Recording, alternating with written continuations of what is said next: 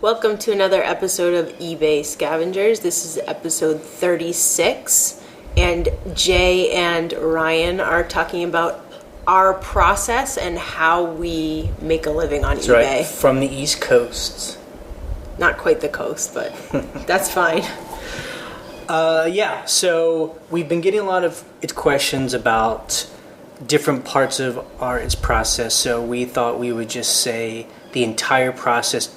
So if someone's new, because it seems like everyone that writes, or a lot of people who write, are new, which is a good thing, and because you're trying to find out how to do this, and so we'll tell you how we do it. So number one is, of course, sourcing and buying the stuff. Right. And as we always say, it's about scavenging, and what that means is you could go to Goodwill and Salvation Army And buy Gap stuff and Banana Republic. And there are people that run very successful eBay stores just selling like shoes that they get at Goodwill. You know, you go to Goodwill, you find shoes that cost between $3 and $6, and then if you sell them for $30, $40 plus dollars, I mean that's a very good markup. And if you're into that kind of thing, that's there for you. Okay, so what do we do? And so what we do is we look in places that other people might not look. And that is a lot of yard sales, auctions, going to any kind of like knick-knack store, you know? Like junk stores. Right.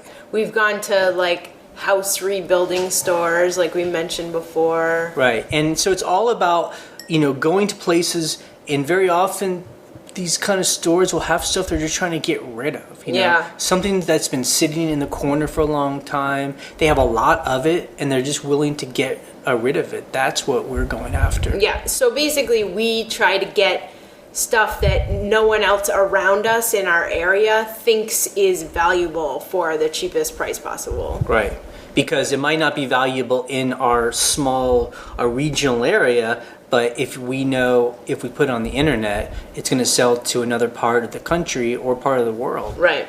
So that's number one. And like we've said before, a lot of this means you just got to have time. And so, that's the one challenge for us when we started was, where do we get that time?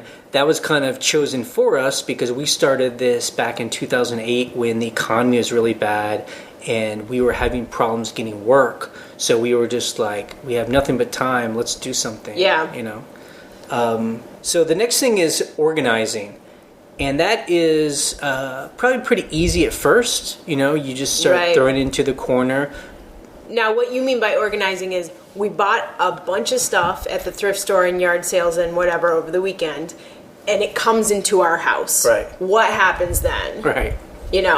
That's the question. How do you put it in a pile? Okay, these are all the paint by numbers. These are all the shoes. These are all the, what do you do first? And, And so we have our own process, where we separate things out, all the clothes, all the shoes, and then we get a strategy of what we want to do first. Right. And, if we've been doing a lot of clothes, we might put the clothes aside and do something else. But, Although we have at times just kept piling and piling and piling, and it really gets overwhelming. Everyone gets, I think that happens to every eBay seller, where it's so much more fun to buy stuff than it is to take pictures. To buy and sell, but the in-between. But we find, though, even if we aren't going to list something right away, we need to organize it from the get-go. Because if we just had a big pile of paintings and clothes and shoes and bar stools all in one big pile, it would be overwhelming. So I try and always break it up, and I use a lot of plastic bins to do that. Yep. So the next thing would be, when we're ready to take pictures of stuff, is cleaning or dusting as needed. And when we bring stuff home that needs to get cleaned in the sink, we actually put it right into the sink, and Ryan actually cleans all of it. Or right by the sink. We actually have a big commercial 3-bay sink in our kitchen because we're crazy like that. But yeah, so one of the bays on the right out of the 3 is for eBay stuff. So any glass or weird things, just go in there and I'll wash it during the week. Right. And then any clothes, we don't wash all of our clothes because most clothes that you buy at stores are clean. Yeah. But if you buy them from yard sales or certain kind of junk shops, they might be a musty or might be smelly. Not dirty, just need to get washed. They just need to be freshened up. So those go right into the wash. Yeah. And then other things we'll just wipe down by hand. Yeah. Now, we did a whole episode about cleaning, so that's all there for you. But again, we find that it's best to do that when you bring it into the house. Because if you start putting this stuff off, it becomes overwhelming. Not only are you going to have to take a picture of it, first you got to clean it all, and it's just... So really what we're doing is trying to get everything ready up to the point for when it's about taking photos and listing it. Right. So after you've got your pile of miscellaneous whatever, it's all clean and ready to photograph, let's talk about photographing. Now, right now, Jay is the main photographer for most things. Right. And Ryan helps me with some stuff, but basically I take all the photos. And this is where we got a lot of the questions. And all we have to say is we just have a pretty average camera. I don't know, we paid about $500 or $600 for it, and it's nice. It's like an HD. Yeah. Now I will say that's above average. Right. Like most people have like a point and shoot. Like my mom uses a Canon PowerShot, which is a great. I highly recommend that as a digital camera. Right. Or your iPhone. I have noticed that the iPhone 5 has really high quality, like better than some of my digital cameras I've had in the past. Right. So that is a great, your phone now can take great photos. But the key is natural light. Right. Don't use a flash. That looks horrible. And I used to use they weren't studio lights, but they were natural daylight, fluorescent lights, and it just looked bad. Yeah, I mean, really... Take advantage of what nature has to offer. Yeah. So we take pictures in a room that has a lot of windows. I take pictures during the daytime, and it looks good. It's just and about the cameras again.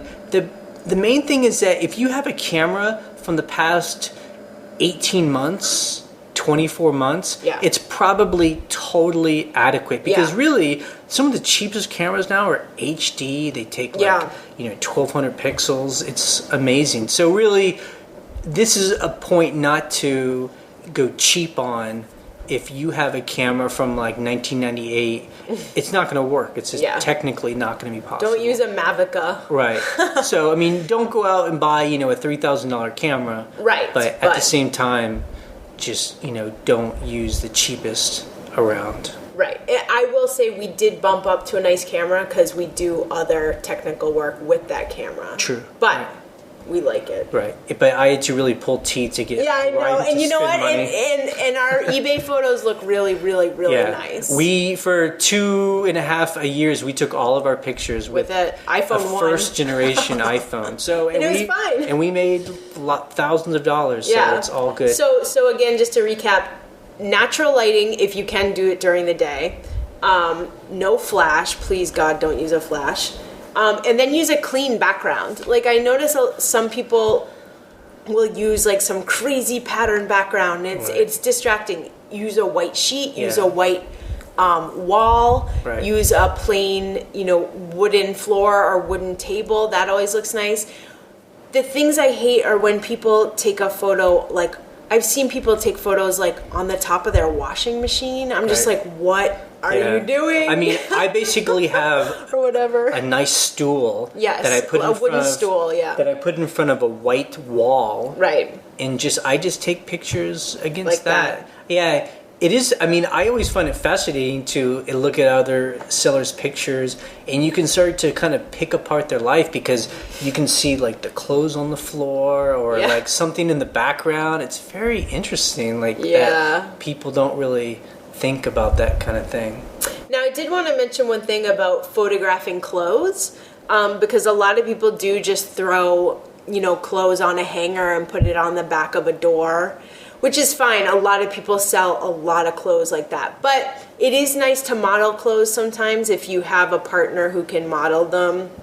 It gives a little bit of a dimension to the clothes. And when we say clothes, I guess we mean more like coats, a jacket, sweater. Jackets, sweaters, things that will fit on almost anybody. Anyone, It'd be hard to model just like things that would be very specific to someone's weight because right. Yeah, like I don't model dresses because Right. there's some dresses that I could never fit Right. in, you know. Or pants, you know, There are pants we do on the ground. Now, the thing about taking photos of clothes on the ground too is it doesn't have to look, you know, dirty and crappy and whatever. Just make sure you use like a Swifter or something on the ground before you take Right. photos of clothes on the ground. And also, we're always amazed when sellers only take like 1 or 2 pictures. Really, Yeah. it doesn't matter what item it is. You should probably have 5 pictures at the least. Right. And, you know, and this is like, basically imagine you're at a store and you're picking up an item.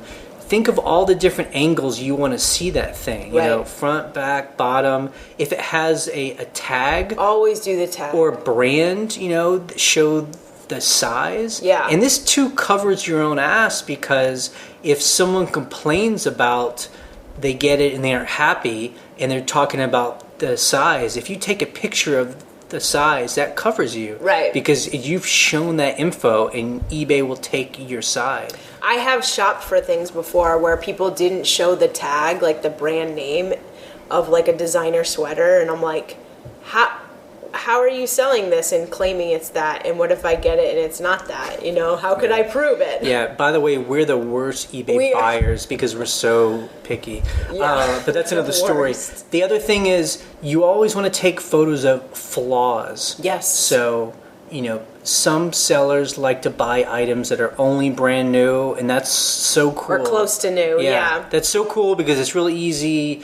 You don't have to disclose There's anything. nowhere, yeah. But we sell a lot of items that are used that have nicks, chips, scratches, Scuffs, all little those tiny things. stains, and I think, you know, you'll learn what's acceptable. But most people, if it's a vintage item or antique, they assume there's going to be some kind of patina on it. That's Right. the nice way of saying it's been used. I like to call stains discoloration. Yeah. So, and most people are cool with it as long as you show it and you're very clear in Right. the description. If they get something and you have not disclosed it, people will be very angry and you cannot win them over. So the thing is, like, as a shopper, because I did buy some stuff on eBay lately, like I bought 2 pairs of Dansko clogs, and as long as they said, like, look, there's a scuff right here, I'm cool with that. You know, I can put some polish on that, whatever. But if they hadn't said that and I paid a certain price, you're going to be mad. So just the good thing is about used items, most people are cool with that stuff if they know about it. yeah, and if you price it, you know. You're right, appropriately for the Right. for the flaws. So, okay, so after it's you photographed, then you have to store the items. Right. And so we talked about that. Mikey and I did about, you know, doing your inventory. Yeah. And that's just something you need to come up with on it your own. And that is you have to figure out where this stuff goes. It's easy if you only have 100 things at your store. It's relatively simple to Yeah. organize that. But once you start getting over 100 items, you know, you're going to start finding, like, where did that thing go? Yeah. We just sold this. Where you is know, it? And that's, like, the worst nightmare. Yeah. So we use shelving and plastic bins with duct tape and labels. Yeah. And once you have over 100 items, you know, things will naturally start to categorize themselves. So you'll just have to figure that out. Well, the other thing too is once you're done photographing them, put them away right then. Exactly. Because Right. if you don't, they're going to get mixed up with the unlisted stuff, and you know, it's all about do it now. I mean, I hope that you see in our process, it's all about handling things right away, you know? That's the big deal. So after we photograph and store, I take the photos off the SD card. This is just me, but I am going to explain what I do. Because you handle this part of the eBay. Right. I don't do any of this stuff. Right. So along with organizing the physical items, you need to organize your photos.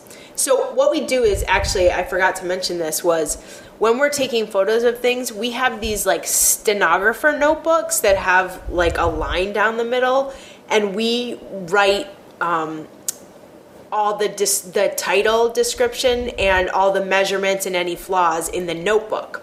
And each notebook has like, like I'll do it by folder numbers. So you're on folder 552 or whatever. And then we just list everything we took photos of. So I take the notebook and I take the SD card and I put the SD card in the computer. I bring it into iPhoto because I'm on a Mac. iPhoto is great because you can do like any kind of cropping or lightening photographs or whatever you need to do if it was like a. But my photos day. don't need any editing. Yeah, right. None. Yeah, you don't need it. Well, everyone's photos generally need editing if you're a nerd like me. And then what I do is I also use a program called Pixelmator. You can buy it on the App Store. And what I do with Pixelmator is a lot of times on eBay, you'll see someone makes a thumbnail and it has like two, perspectives of an item. So I'll do a split screen. It's easy to do a split screen. Like it's almost like Photoshop, but it's like affordable.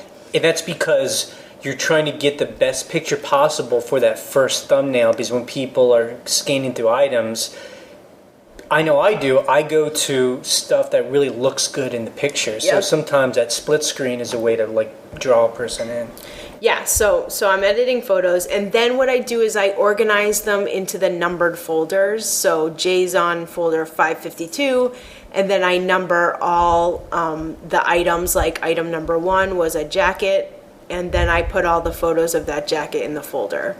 And then for me, eBay only lets you upload 12 photos to their server, and a lot of times I'm doing more than that. Per item.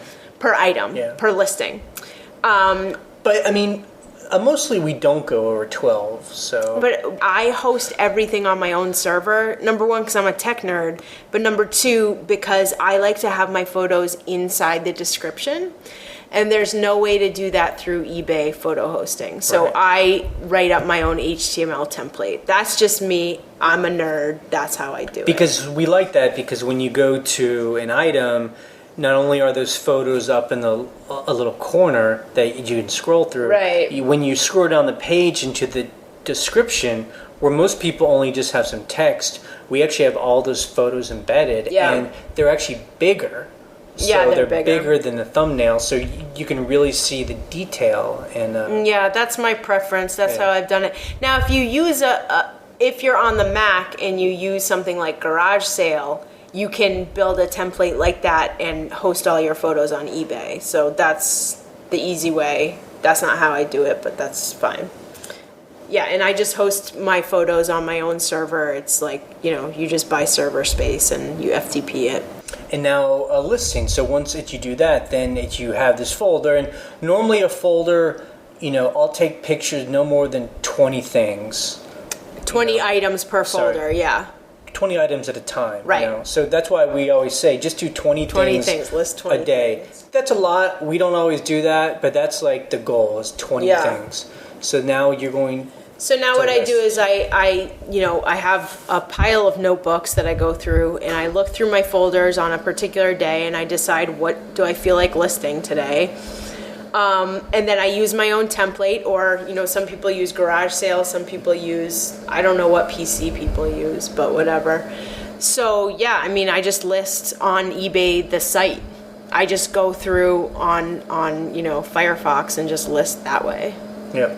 And when we built, or Ryan built this template when we first started, just because we wanted to have a bit of a kind of a personality, and ours is pretty low key and stylish. I'd say pretty stylish. Yep. But you got to be careful, because eBay, the stereotype jokes about eBay is that you go to someone's page and there's like crazy colors, fonts. There's crazy fonts, there's GIFs, there's stuff flashing all around. There's like 4 pages of warning notes about like what they won't do. Disclaimer. Yeah.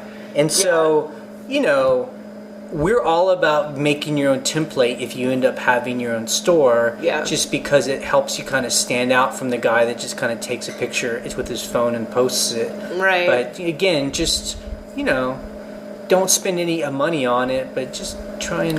Well, I think also, like, it's fine if you're just getting started. Like, just list. It doesn't matter. Just do it.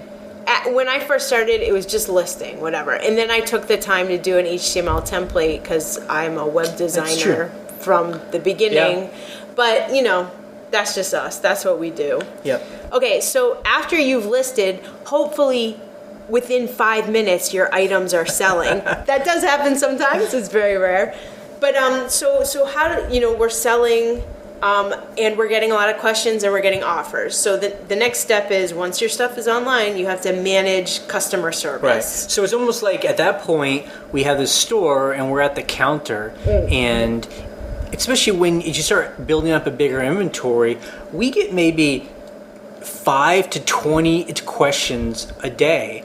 And like we've always talked about, we always carry around our iPhones or, you know, an Android would work as well. And we have the eBay app. So we're seeing questions as soon as they come in or offers, and we deal with them ASAP. Right away. We deal with them. We're at the hardware store, at the grocery store, if we're at the park. Jay's annoying about it too because he'll be like, did you answer that person? Well, I'm like, Mikey was correct that if someone sends you a question or an offer, if you aren't answering them right away, you're most likely going to lose that customer. Because they want to buy from someone Because else. they're online, they're trying to find it, and if they don't hear from you within the first 15 minutes, they're either off the computer or they've moved on to some other item. Right. So that's an important part of the store. Yeah. We see sellers who have this thing where they're like, it might take 24 hours for me to answer you. You know, I only ship on Fridays. I mean, it's just I don't know. You know what? And I will tell you, I have been buying stuff on eBay for myself, shoes and houseware stuff lately, just because we've needed stuff. And I cannot tell you how many people didn't ship, take forever, won't answer my questions. One guy, this was on Etsy, actually. One guy took 7 days to answer my question. I'm like, dude, I've already bought something from someone else. Like, why would I wait a week for you to answer one tiny question? That's mental. And, you know, an example of why this works is we sold a saddle this past week for $275 that we bought for $40. And I think one reason why we sold it was we got a question from a woman and she wanted an extra picture. And we took the picture and uploaded it within 5 minutes of getting it. She asked a couple more questions. She wanted some measurements. A measurement. Yeah. We took its measurement, and she bought it. When we sold it. Yep. The thing was, at first I was like, oh boy, she wants, when people want extra photos, if it's not worth, you know, the thing was worth almost $300, so gladly I'll take more photos. Right. But yeah, you know, we answered her right away and we sold it that day. And then once it's sold, you got to ship. Right. And eBay is really encouraging everyone to do next day shipping. That's the only way that you can become a top-rated 1 day handling. Seller. And that allows you to get cheaper postage, and it also gives you a 20% discount on your final value fees. Yeah. But you don't have to. However, I do want to say, shipping as fast as possible, especially if all your inventory is within reach in your house, you should absolutely do that. Right. It makes happy customers. Right. And so that is Ryan's job, as you probably heard in past episodes. Ryanne does all of our shipping, and she uses eBay. Yeah, eBay labels, eBay shipping labels. Like it's built into the site. You just click on it's on the sidebar, it needs to ship or awaiting shipment, that's what it's called.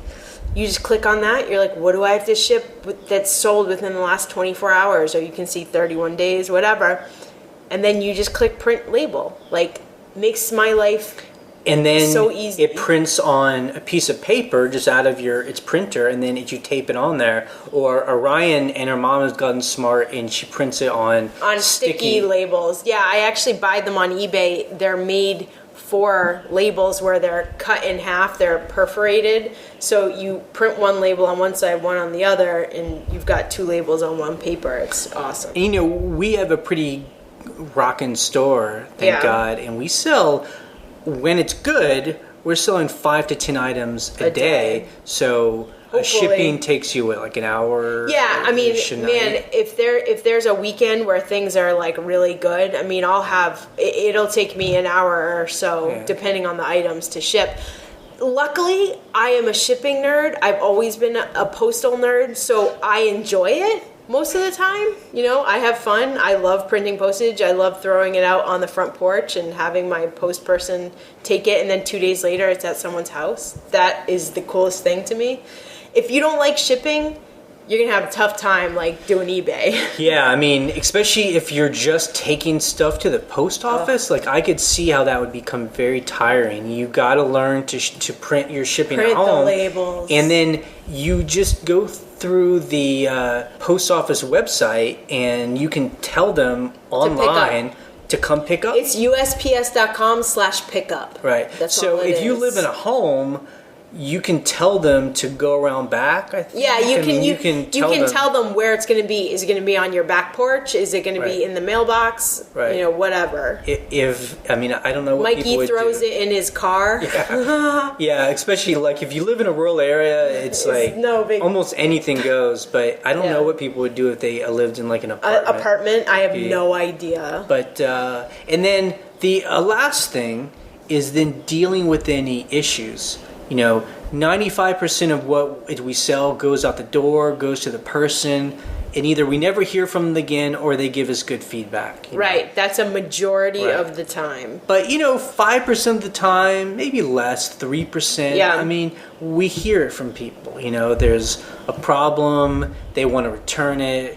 Oftentimes, we haven't done anything wrong. Right. They just get it. They don't like it, And I will say, like you said, a majority of people telling us there's nothing that we've done wrong because we're pretty extreme about putting every detail. And, they just want to return it. And all you say is, great, ship it back, and that's here's my address. That's something we learned pretty early on, is that you can't let that stuff get us down, and that is, if someone wants their money back, we've gone through those periods of trying to argue with people or convince Feeling people bad about it. or and man, I don't know about other people, but those kind of things can take up our whole day because we're like worried about it, and we feel it's a personal affront and all these things. And that's why I think when you hear about all the old eBayers who have quit eBay, that's what they always talk about, are the bad customers. But if we're really honest, most things that people complain about is something we've done wrong. We just didn't show something. Sure. Or we didn't know that we had to say something about an item that we just, some antique that we didn't know about. I mean, we've learned a lot over the years, but there are some times where they're like, one person was like, these pants are not measured, how you said they were. Fine. Yeah. Totally so refund. We've learned, give them their money back. If we haven't done anything wrong, they pay to ship everything. Back. So we don't actually lose any money. We get the item. I just return the price of the item. Right. I don't return any shipping. If they're just like, it doesn't fit, I don't like it. And most people are cool. And then if we have done something wrong, we just admit it and we pay the shipping cost. We get the item back and then we're good to go. Yeah. One thing we started doing about a year ago was taking out insurance. Yeah. eBay works with another company, ShipCover. Yeah. And you can do it through eBay, right? Yes, through eBay labels, you get ShipCover insurance. And we put that on kind of high dollar items, especially glass, delicate, and art, and stuff like that. Delicate and high dollar, basically anything over $50. Right. Because as well as any of us can pack, something's gonna break. The post office, sometimes they smash boxes. So insurance is great, and we've had very good experience with it. I've had great experience with ShipCover. If the person's willing to verify the claim and all that, they'll give you your money right away in your PayPal. It's great. So that's really our process. And if you've kind of picked apart, we each take a different part of its processes. So that way, we're kind of going at the same time. So while Ryan is listing, I'm taking more photos, and then while she's packing, I'm like, storing stuff, organizing, going to get the items, and that's why we talked about earlier. Like, it's really, I don't know how anyone could do this by themselves. I mean, it really would. It would be a slower pace. be a slower pace, and someone would just really have to be a very strong person to like deal with strong-willed. Yeah, seriously, to do all this. It's nice having a partner, that's for sure. Yeah. Hopefully next week, Mikey and Wendy will talk about their process, because I know it's a little bit different from ours. Yep, and, everyone's is a little bit different. Everyone comes up with, it all depends on what you're trying to sell, what you're interested in selling, right? What you like to specialize in, if anything, and things like when you're having to pack stuff, you'll learn what you don't want to sell. Like Mikey learned he doesn't like to sell like typewriters because he doesn't like to pack. Yeah, because they're awful to pack. So see my video about packing a typewriter. That's right. Cool. Okay, so till next week, leave us a comment, send us an email. Talk to us. And you can look at our new resources page where we actually list some of the tools and sites that we use and we talked about tonight to kind of make our process easier. Okay, thanks. Bye. Good job, Ryan. Good job.